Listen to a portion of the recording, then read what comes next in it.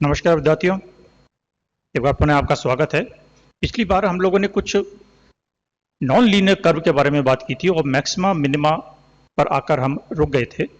आज हम उसी मैक्सिमा और मिनिमा के बारे में बात करेंगे कि नॉन लीनियर कर्व्स, ये कुछ इस तरीके के कर्व हमने आपको दिखाए थे। ये इस तरीके से ये सारे नॉन लीनियर कर्व हैं, अगर आपको ध्यान हो, नहीं तो पिछले एपिसोड को, पिछले मॉड्यूल को देखिएगा। तो ये सब हम लोगों ने डिस्कस किए थे। आज हम बात करेंगे कि ये जो हमारे मैक्सिमा और मिनिमा पॉइंट्स निकलते हैं, जहां पर ग्राफ उच्चतम और निम्नतम बिंदु पर जाता है, उसको हम किस तरीके से कैलकुलेट कर सकते हैं। तो यानी मैक्सिमा और मिनिमा ज्ञात करना। और इस मैक्सिमा और मिनिमा पर क्या होगा, ग्राफ हमारा फ्लैट हो जाएगा, ठीक है ना। और वहां पर ग्राफ का स्लोप 0 होगा।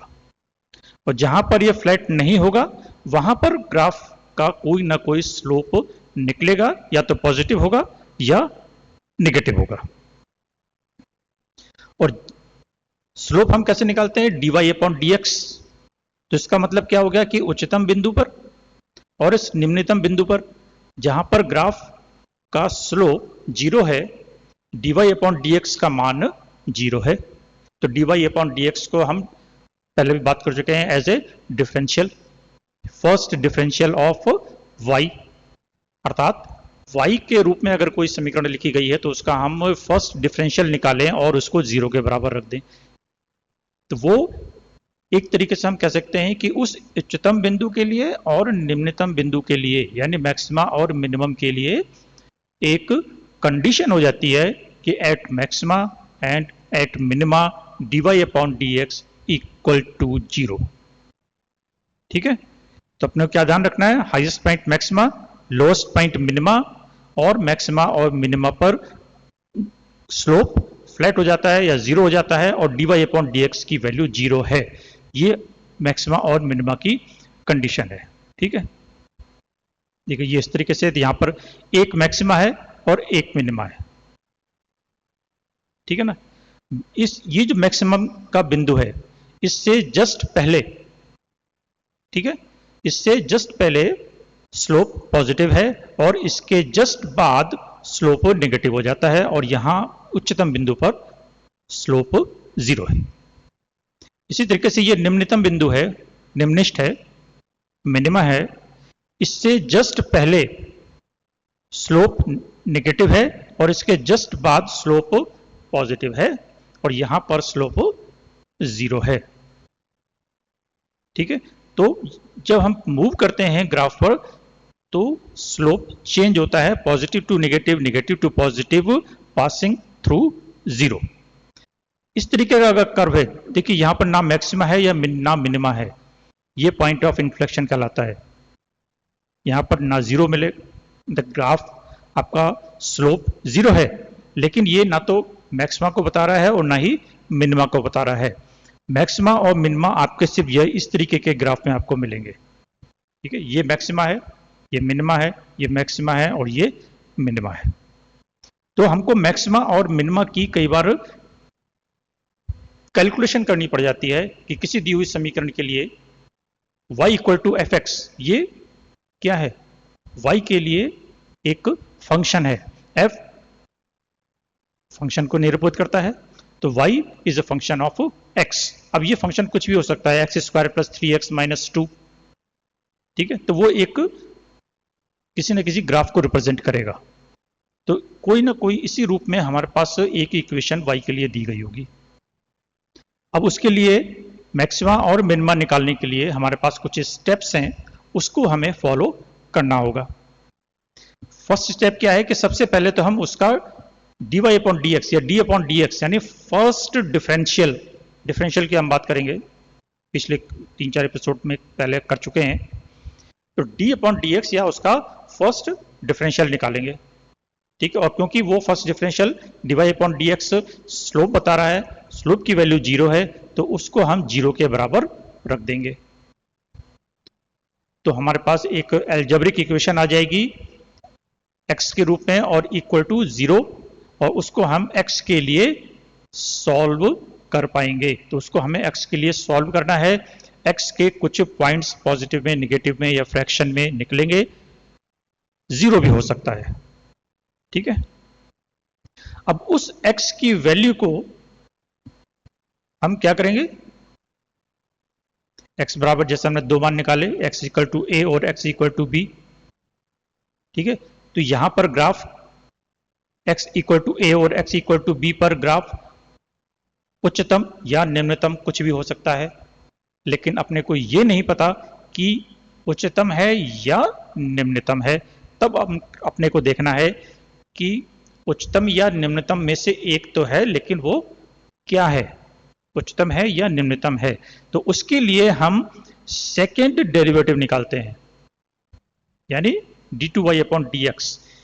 फर्स्ट डिफरेंशियल जो हमने निकाला है x के सापेक्ष डिफरेंशियल करके, उसी को पुनः एक बार फिर x के सापेक्ष डिफरेंशिएट करके उसका सेकेंड डिफरेंशियल निकालते हैं। ठीक है, वो भी x के रूप में कोई समीकरण निकलेगी, वहां पर हम x का मान रखेंगे, एक बार x बराबर a और एक बार x बराबर b, या यूं कह लीजिए कि यहां पर हमने x के लिए जो हल निकाले हैं उन सबको बारी बारी से इस सेकंड डिफरेंशियल में रखेंगे और फिर हम देखेंगे कि उस x का मान क्या आ रहा है। और क्या आने में हम सिर्फ दो चीजें देखेंगे कि वो नेगेटिव है या पॉजिटिव है, यानी x की वैल्यू a या b रखने पर d2y upon dx square second differential की वैल्यू पॉजिटिव निकलती है या नेगेटिव निकलती है या शून्य निकलेगी, तीनों में से एक काम होगा। तो यदि वो वैल्यू पॉजिटिव है तब तो हम कहेंगे कि इस बिंदु पर ग्राफ मिनिमा है, और अगर, ठीक है, इफ पॉजिटिव देन मिनिमा, और अगर नेगेटिव है तो मैक्सिमा। और अगर बी रखने पर वही चीज, अगर पॉजिटिव आती है तो मिनिमा और नेगेटिव आती है तो मैक्सिमा। तो जाहिर सी बात है किसी एक बिंदु पर मैक्सिमा आ जाएगा तो किसी दूसरे बिंदु पर मिनिमा आ जाएगा। ठीक है, और इस ए और बी को यदि हम इस मूल फंक्शन में जो y की समीकरण दी हुई है इसमें अगर हम रखते हैं तो y मैक्स और y मिनिमा, यानी ये पता लग जाएगा कि वो ग्राफ उच्चतम बिंदु पर y एक्सिस पर कहां तक जा रहा है और निम्नतम बिंदु पर y एक्सिस पर कहां तक नीचे डिप मार रहा है। ठीक है, एग्जाम्पल अगर इसको देखें, y equal to 5x cube plus 2x square minus 3x, ये एक समीकरण y के लिए दी गई है।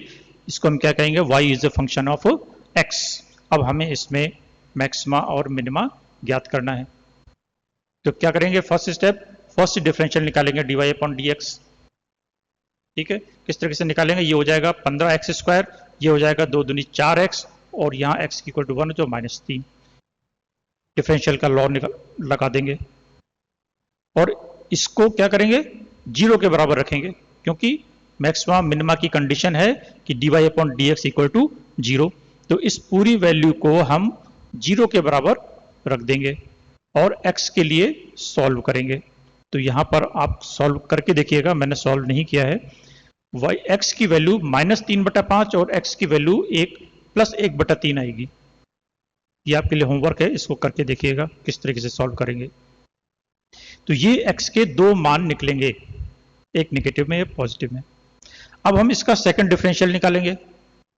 इसका मतलब क्या हो गया, -3/5 और 1/3, इनमें से कोई एक बिंदु मैक्सिमा है, कोई एक बिंदु मिनिमा है, लेकिन कौन सा है वो हमें अब निकालना है। उसके लिए सेकंड डिफरेंशियल निकालेंगे। ठीक है, y डबल डैश लिखा है, ये सेकंड डिफरेंशियल है। इसी इक्वेशन को 15x square plus 4x minus 3, इसी इक्वेशन को हम x के लिए दोबारा से अवकलन करेंगे, डिफरेंशियल करेंगे। तो कितना हो जाएगा, 15 दूनी 30x प्लस 4। ठीक है, अब इसमें एक बार x की जगह पर हम रखेंगे -3/5 और एक बार रखेंगे 1/3। तो यदि हम -3/5 रखते हैं तब हमारे पास वैल्यू आती है -14, और x की वैल्यू यदि हम 1/3 रखते हैं तब y डबल डैश की वैल्यू यानी सेकंड डिफरेंशियल की वैल्यू आती है 14 किस में रखनी है अपने को? वाई डिफरेंट जो सेकंड डिफरेंशियल निकाला है उसमें, फर्स्ट डिफरेंशियल में या मूल इक्वेशन में नहीं रखनी है। तो x की ये दो मान निकाले हैं, इनको सेकंड डिफरेंशियल में रखा जाएगा और उनकी वैल्यू निकाली जाएगी। ये आई -14 और एक बिंदु पाई +14, तो ये नेगेटिव में है, ठीक है। तो इसलिए ये मैक्सिमा, और ये पॉजिटिव में है तो इसलिए ये मिनिमा कहलाएगा। अर्थात x बराबर 1/3 पर मिनिमा है और x बराबर -3/5 पर फंक्शन मैक्सिमा है। और उस मैक्सिमा की वैल्यू कितनी है, कई बार पूछा जा सकता है कि y मैक्स निकालिए। तो अपन ने ये निर्धारित कर लिया कि x बराबर -3/5 पर फंक्शन मैक्सिमा है, तो इस -3/5 को हम इस पहली इक्वेशन में जो है y equal to 5x³ + 2x² - 3x, यहाँ पर x बराबर -3/5 रखेंगे और इसकी कैलकुलेशन कर लेंगे। तो ये y के लिए कुछ वैल्यू निकल के आएगी, वो हमारी y मैक्सिमा होगी, ठीक है। तो मैक्सिमम बिंदु पर हमारे पास क्या हो गया? dy/dx moves from positive to negative and dy/dx is 0 and d2y/dx square यानी सेकंड डिफरेंशियल इज नेगेटिव और लेस देन 0। ये हमारे मैक्सिमा की कंडीशंस आ जाएंगी। उसी तरीके से मिनिमा की कंडीशंस आ जाएंगी कि at minima dy/dx moves from negative to positive, dy/dx is 0 at maxima, ठीक है। सॉरी, ये अपन चेंज कर दें, जहां पर ये मिनिमा है,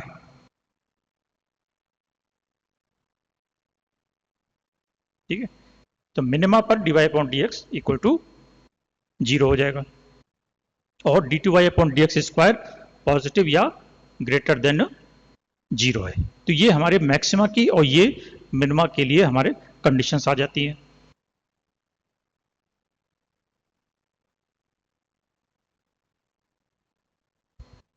ये एक इक्वेशन और दी हुई है, इसी को हम इसी तरीके से हल कर सकते हैं।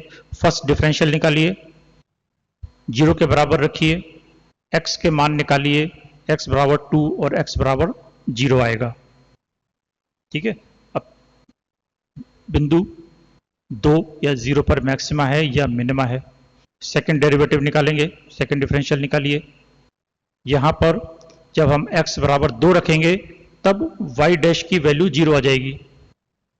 y डैश की वैल्यू 0 आने का मतलब है कि ना तो ये पॉजिटिव है और ना ये नेगेटिव है। ऐसी स्थिति में हम कहेंगे कि ये सैडल पॉइंट है या पॉइंट ऑफ इन्फ्लेक्शन है। ये पॉइंट ऑफ इन्फ्लेक्शन है जहां पर फंक्शन ना तो मैक्सिमा है और ना ही मिनिमा है। तो x बराबर 2 पर हमें ग्राफ कुछ इस तरीके का मिलेगा, ठीक है। तो ये कुछ नॉन लीनियर कर्व्स और उनके मैक्सिमा और मिनिमा किस तरीके से हम निकाल सकते हैं, उनकी शर्तें क्या हैं, कंडीशंस क्या हैं, उसके बारे में है। बुक में और एग्जाम्पल्स दिए हुए हैं, इनको आप देखकर और कैलकुलेशन कीजिएगा। Thank you.